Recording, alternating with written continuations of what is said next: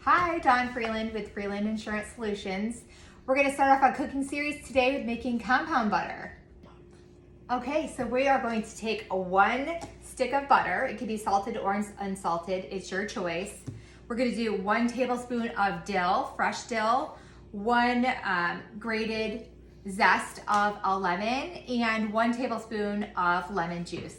We're going to mix this all together and you're going to have some compound butter. These are fantastic for steaks. These are fantastic to take as gifts. You can put them in parchment paper. You can freeze them for up to a year.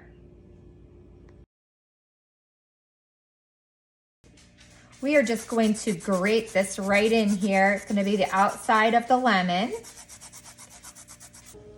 Once you have your stick of butter, your lemon zest, your lemon juice, and your dill, you're going to want to use an immersion blender, hand blender. If you have like a mixer, that's pretty fantastic too. But I love the immersion blender just because it's quick and easy and I can throw it right in the dishwasher. Once you get that all mixed up, then you put them into these cute little jars and you can throw them into the freezer. You can even get little labels to put what they are on there and when they were made.